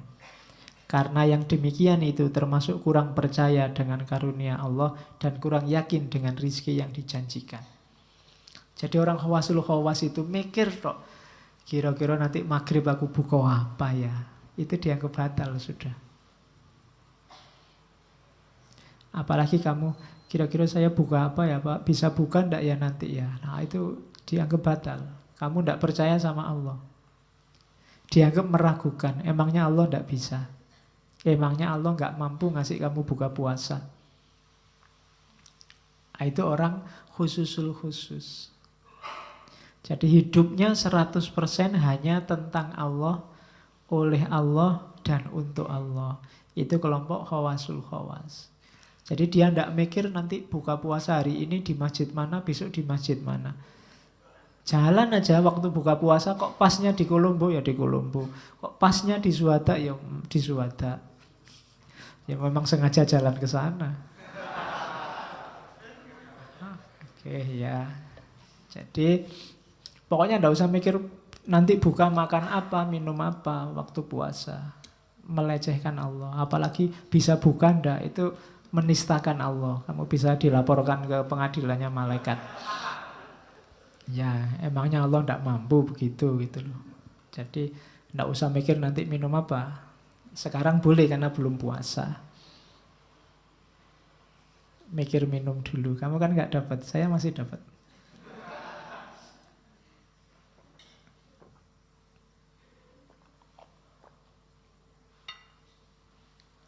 Terus, nah, jalur yang harus kita tempuh, katanya Ghazali, untuk menuju puasa ranking tertinggi, khawasul khawas, ada 5. Yang pertama, yang harus diperhatikan khusus, mata.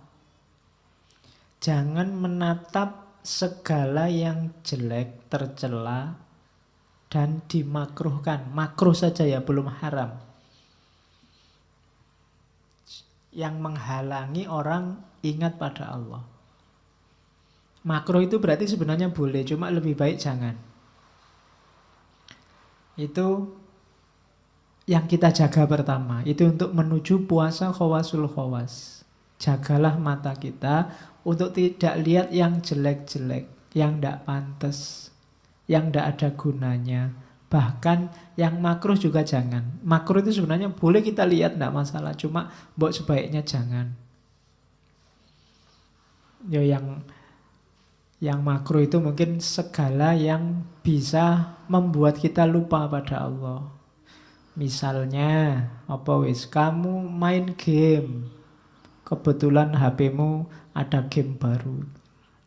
Yang ini bikin kamu lupa. Terus, wah lumayan level 1, level 2 lumayan. Atau kamu lihat serial lah, mumpung puasa Pak. Kan enggak apa-apa tuh Pak, lihat TV. Mumpung saya punya serialnya Naruto lengkap ini Pak. Ah, itu kan boleh. Cuma mbok sebaiknya jangan wong kita sedang puasa. Kita jaga mata yang pertama. Nyari yang lebih manfaat. Ya kalau nggak ngaji ya baca buku lah yang sekiranya bermanfaat. Atau kalau lihat TV, lihat yang bermanfaat, yang ada hikmah dan ilmunya. Lu lihat film apa aja kan ada hikmahnya Pak. Ya kamu ngerti sendirilah. Mana yang boleh kamu lihat, mana yang jangan kamu lihat. Oke, terus yang kedua setelah mata, tolong perhatikan lidah. Lidah hari ini tidak selalu omongan yang ada kata-katanya. Omongan dalam bentuk tulisan juga tergolong lidah. Hari ini banyak sekali orang yang tidak bisa menjaga lidahnya dari mencaci maki dan menyakiti orang lain. Coba kamu lihat komentar-komentar di berita-berita politik itu, hampir semuanya isinya menjelek-jelekkan. Nah, itu sama dengan tidak bisa menjaga lidah. Hati-hati.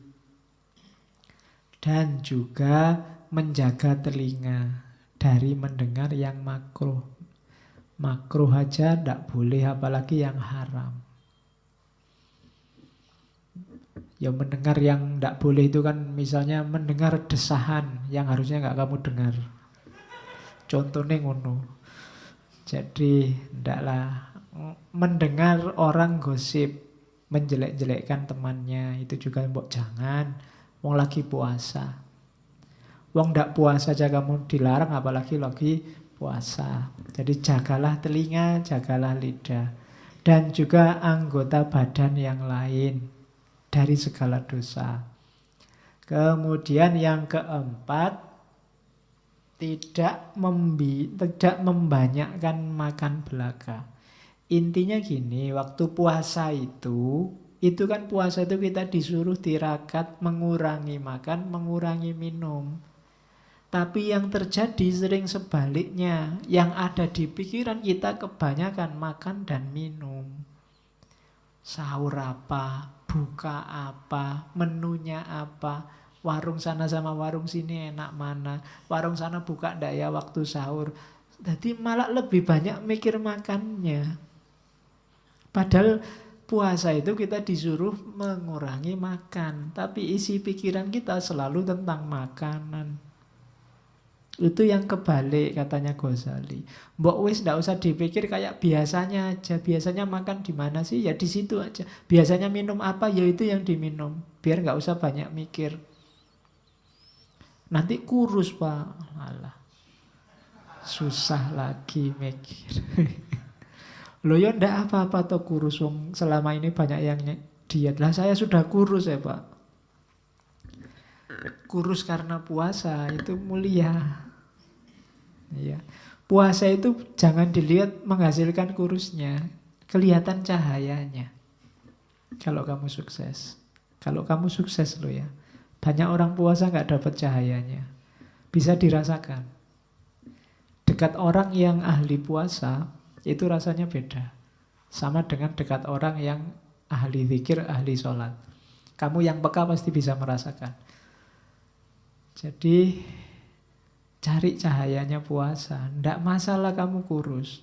Dan harusnya tidak mungkin kamu sakit apalagi mati gara-gara puasa. Kecuali ada kejadian luar biasa. Tetangga saya puasa mati Pak. Kenapa? Tabrak mobil. Iya. Ora ono hubungannya sama puasa itu namanya. Puasanya nggak mungkin bikin kamu sakit, bikin kamu bikin kamu mati. Terus cirinya orang khawasul khawas untuk menuju ke sana, ciri paling puncak adalah hatinya. Orangnya selalu hati-hati, khawatir terus. Khawatir apa? Takut puasanya nggak diterima. Mau mikir yang dunia aja sudah, jangan nanti puasaku nggak diterima, Allah nggak berkenan. Mau yang jelek-jelek nggak usah tadi. Itu ciri orang menuju khawasul khawas. Hati-hati, khawatir puasanya rusak. Bukan cuma sah. Kalau sah itu gampang, mulut dan kemaluan tadi terjaga sah. Cuma rusak pahalanya, hilang manfaatnya. Kehilangan manfaat puasa. Nah, ini orang-orang khawasul khawas. Dia mati-matian berusaha tidak kehilangan ini. Itu khawasul khawas. Tidak sekedar puasanya sah, tapi puasanya berkualitas. Oke, terus sekarang kita lihat rahasianya puasa, katanya Ghazali. Gini loh, manusia itu kan derajatnya di atas hewan. Kenapa? Karena dia punya akal. Kemudian cuma dia di bawah malaikat. Kenapa? Karena dia punya hawa nafsu. Asumsi premis pertama itu. Maka harus hati-hati. Jadi manusia itu derajatnya di atas hewan dan di bawah malaikat. Terus hati-hati kalau dia, kenapa harus puasa? Puasa itu memerangi hawa nafsu. Kenapa tidak harus diperangi? Karena kalau hawa nafsu ini menguasai, dia jatuh ke level hewan. Nah, kalau dia bisa menaklukkan hawa nafsu, dia naik kelas ke level malaikat. Kenapa harus naik kelas, Pak, ke level malaikat? Bukan berarti jadi malaikat. Malaikat itu makhluk yang sangat dekat dengan Allah. Kalau manusia naik ke level malaikat, berarti dia ada di posisi yang dekat dengan Allah. Itu di antara rahasianya puasa. Kenapa berarti kita diwajibkan oleh Allah berpuasa? Itu sebenarnya Allah ingin dekat sama kita. Cuma ada penghalangnya, yaitu nafsu. Hawa nafsu yang menghalangi kita bisa dekat sama Allah. Maka oleh Allah kita diwajibkan puasa, biar kita bisa menaklukkan hawa nafsu, sehingga kita naik kelas ke level malaikat. Dan ketika kita di level malaikat itulah kita dekat sama Allah. Itu rahasianya puasa, katanya Ghazali. Mirip kayak sholat kemarin kan. Sholat juga menunjukkan kerinduan Allah pada kita, sehingga kita dipanggil untuk menghadap. Haji kemarin juga begitu. Allah memanggil-manggil kita, sehingga kita bilang labbaik Allahumma labbaik. Jadi ibadah-ibadah yang kita bahas 1 bulan ini menunjukkan cintanya Allah pada kita. Allah menunggu-nunggu balasan cintamu padanya. Itulah logikanya puasa. Jadi dalam perintah puasa tersembunyi cintanya Allah padamu. Ada penghalangnya. Ya kalau kamu sedang pacaran sama pacarmu, kok ada yang menghalangi orang ketiga, kan ini harus disingkirkan dulu. Biar kamu bisa dekat berdua. Ya kalau ada temanmu datang kan penghalang, suruh pergi. Suruh beli apa yang jauh, apa suruh. Ya kan logikanya begitu. Jadi biar kamu bisa dekat dengan yang kamu cintai. Kecuali kamu memang tidak cinta, kamu lebih milih nafsu, lebih milih teman yang ganggu tadi dibandingkan pacarmu. Itu alamat selingkuh berarti. Dan Allah sangat benci diselingkuhi. Ya, sakitnya kan di sini kalau diselingkuhi itu. Ya kan? Wong kamu aja diselingkuhi pacarmu kan ya marahnya bisa, apalagi Allah. Sudah segalanya diberikan untukmu. Alam semesta diperuntukkan bagimu. Kamu disuruh menguasai, mengelola. Maka kita diangkat jadi khalifahnya. Betapa cintanya Allah pada kita. Dicarikan jalan biar kita sering ketemu dengannya. Kita dikasih sholat, dikasih zakat, disuruh haji, termasuk hari ini disuruh puasa. Itu menunjukkan Allah sangat cinta pada kita. Cuma kita sering cuek, kehilangan esensi dari ibadah. Itu yang dikritikkan oleh Ghazali pada kita. Puasa kita lebih banyak puasa awam. Sehingga hakikat puasa yang menaklukkan hawa nafsu ini tidak ketemu. Karena tidak ketemu, akhirnya kita tidak jadi dekat sama Allah. Allah sudah nunggu-nunggu, kita nggak jadi nyampe. Betapa kecewanya. Nah itu logikanya begitu. Puasa itu. Jadi ketika kita sedang puasa, ingat-ingatlah bahwa kita sedang dicintai Allah, kita sedang ditunggu oleh Allah untuk mendekat padanya. Maka perbanyak ibadah, perbanyak ngaji. Asiklah, mesralah sama Allah. Sudah nggak ada yang ganggu, ngaji juga libur kok. Tenang aja, nikmati 1 bulanmu sama Allah. Oke, dalam puasa kan komplek. Kamu bisa sholat, bisa ngaji, bisa macam-macam. Semuanya termasuk zakat kan ada juga dalam bulan puasa. Jadi lakukan sebaik-baiknya, nikmati bulan madu sama Allah selama 1 bulan. Syukur-syukur efeknya bisa terasa terus untuk setahun kemudian. Sampai Ramadan selanjutnya. Rindukan Allah terus dalam ibadah-ibadah sampai ketemu lagi bulan khusus. Bulan madu kesekian sama Allah. Itulah bulan puasa. Terus, oleh karena itu katanya Ghazali, hati-hati, ini perumpamaannya Ghazali. Banyak orang berpuasa tapi berbuka. Banyak juga orang berpuasa tapi hakikatnya berbuka. Puasa tapi buka puasa itu orang yang puasa hanya jasmaninya saja. Tidak terhalangi dari maksiat. Tidak terhalangi dari dosa-dosa batin dan anggota tubuh. Itu namanya orang yang puasa tapi sebenarnya buka puasa. Ada yang sebaliknya. Orang yang buka puasa tapi sebenarnya dia puasa. Disuruh puasa tidak mau, tapi dia sudah menjaga batinnya. Dia sudah tidak melakukan maksiat. Hidupnya sudah tertib. Tapi dia tidak mau puasa. Itu orang yang buka puasa tapi hakikatnya puasa. Dua-duanya salah. Ibaratnya katanya Ghazali, itu saya nulisnya belum lengkap. Orang yang puasa tapi tidak menjalankan ibadah batinnya, tidak terhalangi dari nafsu dan maksiat, itu kayak orang wudhu. Airnya sudah diusap-usapkan ke tubuh, sudah diulang-ulang 3 kali, tapi dia masih belum wudhu beneran, belum membasuh katanya Ghazali. Masih hanya cuci muka. Jadi belum ketemu esensinya wudhu. Sama orang yang sudah tidak makan, tidak minum, tapi masih melakukan maksiat. Puasa batinnya belum jalan. Itu ya kayak orang wudhu tapi sudah ketemu air, sudah diusap-usap 3 kali, tapi masih belum dibasuh.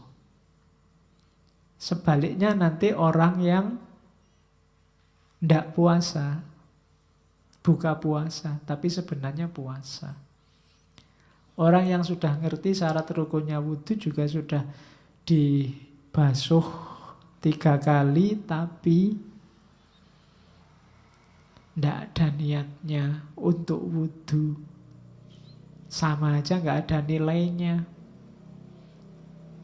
Jadi harus lahir dan batin. Puasa itu tidak boleh batin saja atau lahir saja. Sholat tidak boleh ingat saja tanpa ada aktivitas syar'i sholatnya. Puasa tidak boleh lapar dan haus saja. Haji nggak boleh rame-rame saja.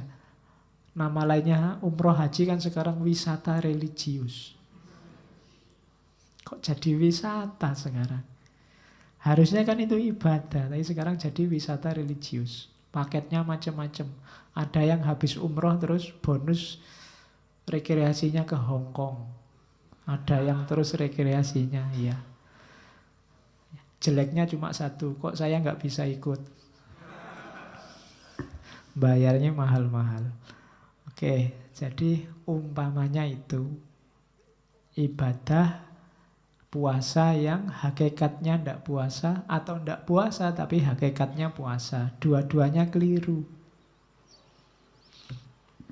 Terus targetnya puasa kayak di ayat itu takwa memang. Orang yang puasanya sukses setelah Idul Fitri dia jadi orang fitrah, ciri hidupnya cuma satu, yaitu takwa. Kalau menurut Ghazali, takwa itu dari akar katanya punya sekaligus 3 makna. Yang pertama takut, haibah, orang takut itu jadinya hati-hati. Yang ketiga taat, yang kedua taat, yang ketiga hatinya suci dari dosa. Ciri paling gampang, silahkan dilihat sendiri ayatnya, di situ sudah ada.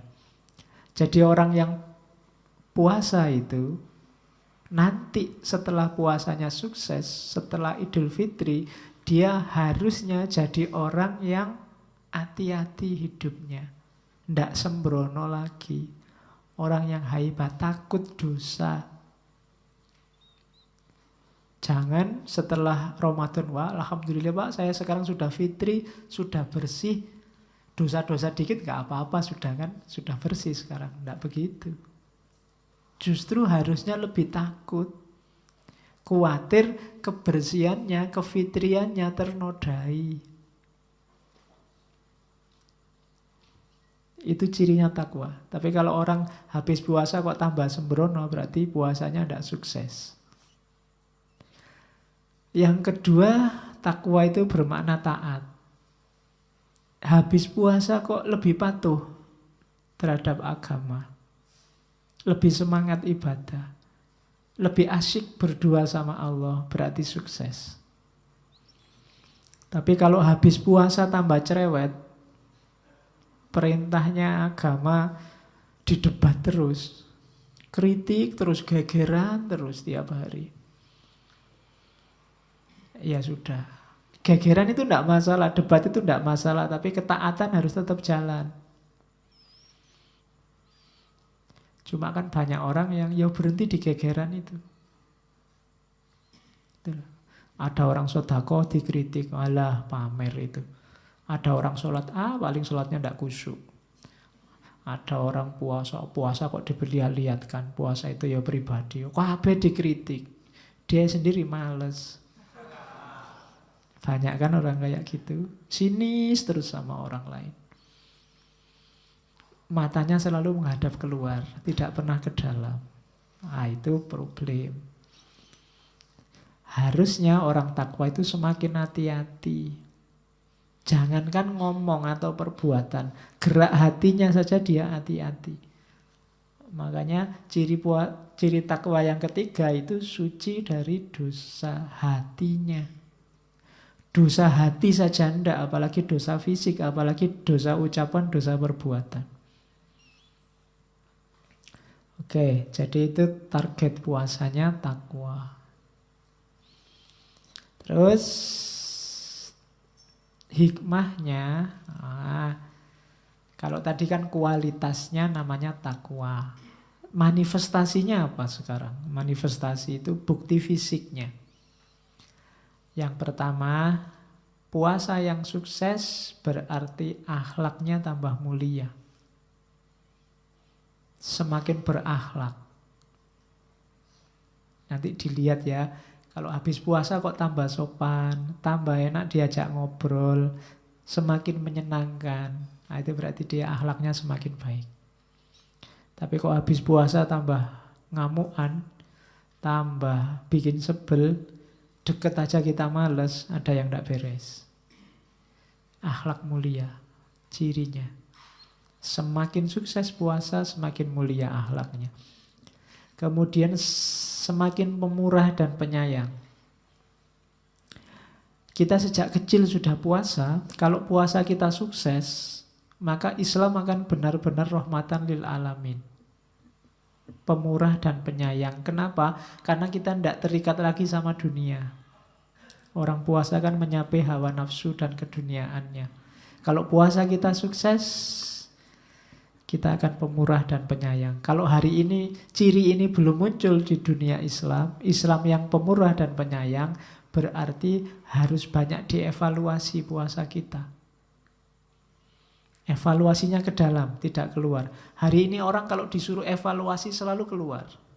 Selalu lihat orang lain. Islam ini rusak selalu gara-gara kamu. Tidak pernah gara-gara aku, jangan-jangan aku. Kalau ada banyak bencana itu selalu kamu sih, selalu begitu. Kamu sih Islamnya keras, yang sini kamu sih munafik, yang sini kamu sih, selalu orang lain. Tidak pernah, astagfirullah, jangan-jangan aku yang keliru ini. Muhasabah, jarang yang begitu sekarang. Orang jarang yang bertanya, jangan-jangan aku yang keliru. Semuanya selalu bilang, kamulah yang keliru. Itu problem kita hari ini. Berarti apa? Ciri yang tidak pemurah dan tidak penyayang. Puasanya nggak sukses. Orang yang puasanya nggak sukses berarti rahasianya tidak terpegang. Rahasianya apa? Dekat sama Allah. Orang yang tidak pemurah dan penyayang berarti belum dekat sama Allah. Terus yang ketiga, watak dan karakter kepatuhannya. Semakin rajin beribadah, itu ciri hikmah yang lain. Selama ini tidak pernah ke masjid, jadi rajin ke masjid. Apalagi pas ada makan-makannya. Selama ini tidak pernah sholat, rajin sholat. Itu ciri ketiga. Yang keempat, melatih syahwat. Orang yang kelihatan tidak banyak ambisi lagi. Hidupnya sampai pada batas kesederhanaan. Secukupnya. Makan secukupnya. Minum secukupnya. Ya kan? Apa-apa, pokoknya sampai batas pas, nggak pernah lebih. Itu berarti puasanya sukses. Pingin punya mobil pas, pingin punya rumah tingkat pas punya, pingin punya istri cantik pas. Nah ya, maksudnya nggak neko-neko, sesuai kadarnya. Kalau makan butuhnya 1 piring, ya cukup 1 piring. Nggak nambah sampai 3 piring mentang-mentang gratis. Nah, itu namanya bisa menjaga syahwat, menjaga keinginan.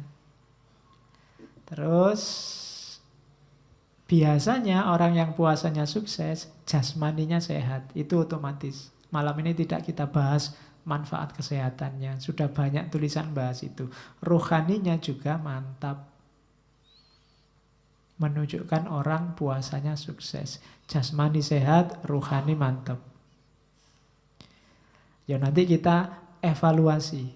Bukan evaluasi orang lain, kita evaluasi diri kita sendiri. Kira-kira puasa kita sukses apa enggak?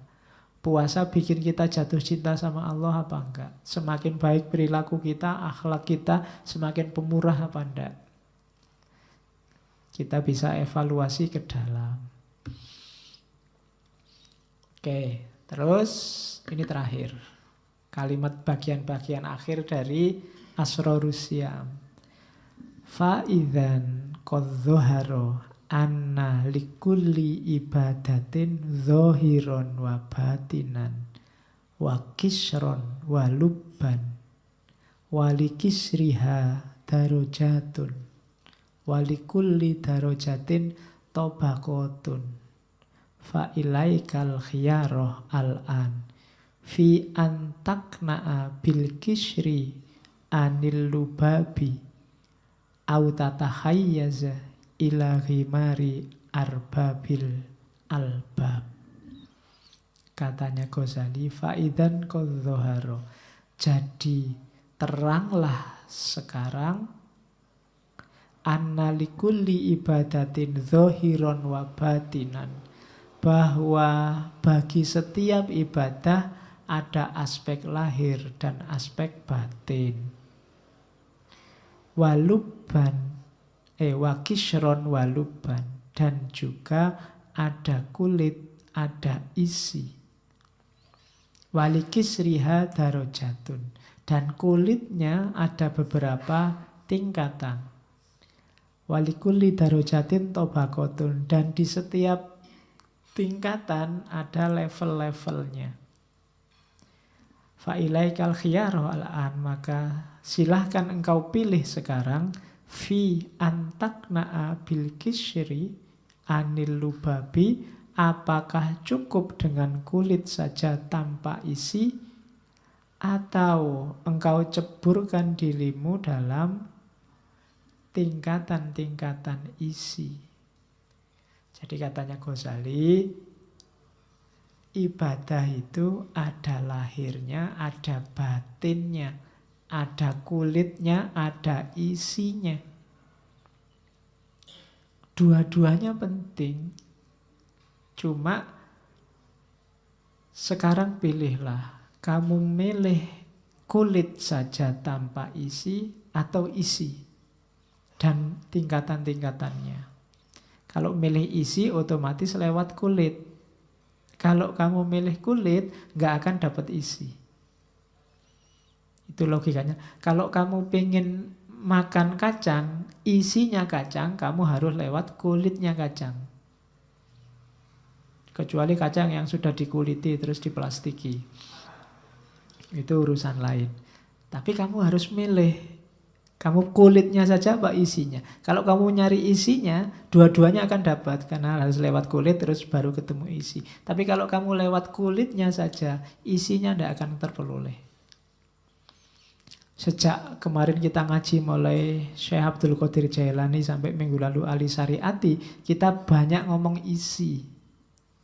Karena kulitnya kalian sudah paham. Sejak kecil sudah diajari fikih. Nah ini kesimpulannya Ghazali, ibadah memang ada lahirnya, ada batinnya.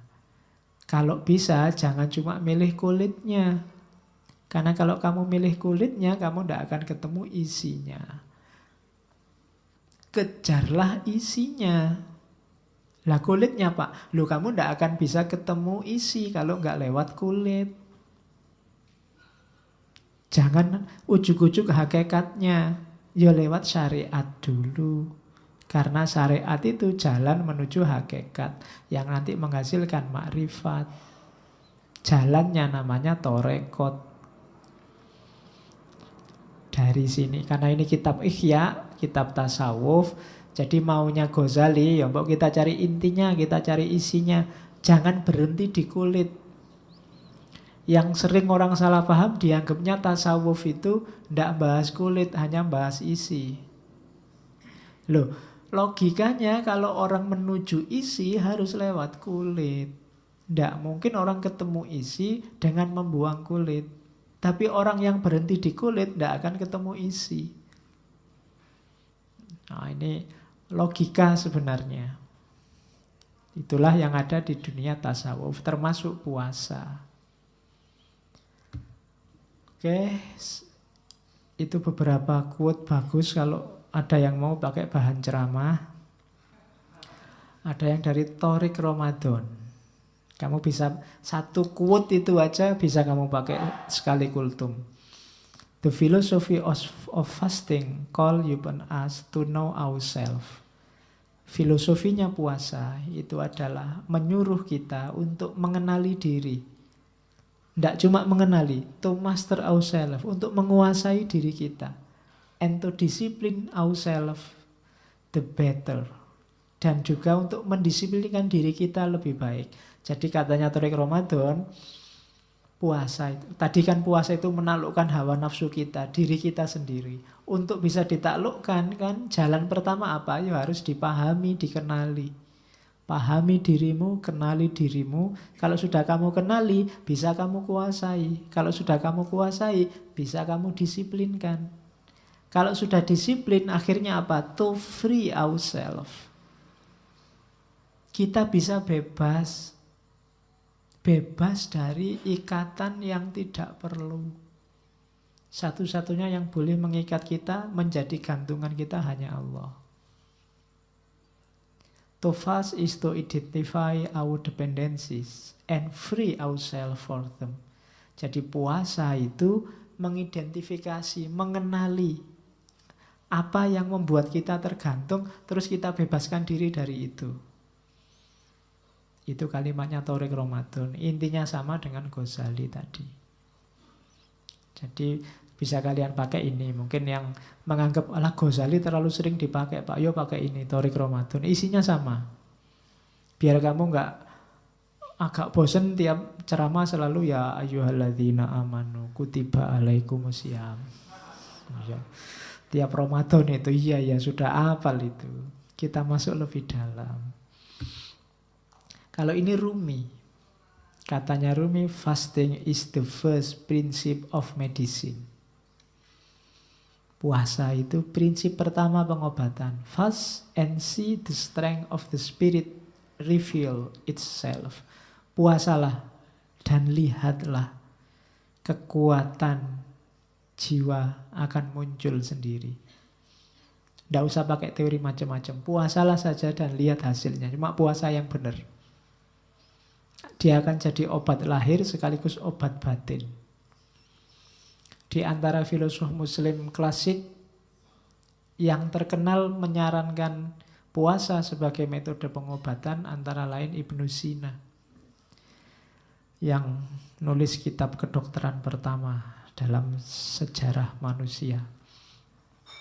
Terus kalau ini Gandhi yang saya bilang tadi, I believe that there is no prayer without fasting and there is no real fast without prayer. Jadi puasa dan sholat, puasa dan doa itu tidak bisa saling ditinggal. Dua-duanya saling berkait. Makanya di banyak ayat itu puasa dan sholat itu satu paket. Jadi tidak mungkin orang puasa tapi tidak sholat atau sholat tapi tidak puasa. Dua-duanya satu paket. Nanti pembahasannya panjang. Kalau ini filosof Yunani. Jadi jangan salah, biar kamu nggak bosen, bete, dalilnya filosof puasa. Athenaeus ini filosof Yunani. Athenaeus kelihatan dia aslinya Athena. Nanti dia nulis buku yang jadi ini mungkin pengarang buku resep pertama dalam sejarah manusia. Resep makanan. Cuma dia nulis buku kalau diterjemahkan bahasa Indonesia judulnya Perjamuan. Cuma jangan dikira resepnya kayak hari ini, isinya tip and trick, tapi filosofinya juga banyak. Fasting cure disease. Puasa itu menyembuhkan penyakit. Dries up bodily humors. Mengeringkan, membersihkan dari kesenangan-kesenangan jasmania. Put demons to flight. Nyingkirkan setan. Orang puasa itu setan gak kerasan. Karena disuruh ini gak mau, disuruh itu gak mau, wong sedang puasa. Get rid of impure thought. Pikiran yang tidak murni akan pergi. Makes the mind clearer and the head purer. Membuat pikiran tambah jelas, hati tambah jernih. The body sanctified. Tubuh tersucikan. And rises man to the throne of God. Dan akhirnya manusia menuju singgasana ketuhanan. Itu jalannya puasa. Itu kalau di bahasa Arab kan bisa jadi kayak ayat. Cuma ini pakai bahasa Latin yang diinggriskan. Ini idola kita Plato. Katanya Plato, I fast for greater physical and mental efficiency. Kalau kalian merasa drop mental maupun fisik, puasalah. Itu sarannya Plato. Bagi yang merasa bete, jenuh, sumpek, ndak bisa move on, puasalah. Oh, itu sarannya Plato, poso. Rasakan efektivitasnya untuk hidupmu. Ya paling tidak kamu akan melupakan masalahmu dan mikir bahwa kamu sedang lapar. Paling tidak itu. Tapi ada lebih besar manfaat yang lain. Ya, Plato nggak ngomong panjang-panjang, pokoknya aku puasa untuk greater physical and mental efficiency. Jadi bisa dibayangkan orang kayak Plato juga menuju puasa. Oke, ini terakhir biar ada dalilnya, ini hadis. Cari Nabi. Enggak tak tulis Inggrisnya, Arabnya aja. Bahan kultum lagi. Man lam yada qaulaz zuri wal amala bihi wal jahla falaisa lillahi hajatun ayyada ta'amahu wa syarabahu. Abu Hurairah. Barang siapa yang tidak bisa meninggalkan kata-kata kotor, kata-kata tidak penting, kata-kata konyol, wal amala bihi, apalagi melakukan hal-hal kotor, hal-hal tidak penting, hal-hal jelek, wal jahla, dan jahla itu tidak tahu, cuek, peduli amat, falaisa lillahi hajatun, Allah tidak butuh ayyada atau amahu wa syarabahu, Allah tidak butuh lapar dan hausmu. Itu tekanannya Nabi. Jadi yang dipuasakan jangan cuma mulut dan kemaluannya, tapi juga qaulaz zur, amal bihi wal jahla. Perhatikan, jangan ngomong yang jelek-jelek. Makanya tadi, ayo kita puasa yang benar, yang tidak cuma meninggalkan makan dan minum. Itu wanti-wantinya Nabi. Allah tidak butuh lapar dan haus kita, tapi butuh keseriusan kita berpuasa, mempuasakan nafsu kita, nyawanya di situ. Oke, ini dalil terakhir dari Abu Hurairah untuk menutup ngaji filsafat kita untuk sesi kesekian kalinya. Insya Allah nanti ketemu lagi setelah Idul Fitri. Ditunggu saja pengumumannya dari teman-teman takmir. Kurang lebihnya mohon maaf. Wallahul muwaffiq. Wallahu a'lam bissawab. Wassalamualaikum warahmatullahi wabarakatuh.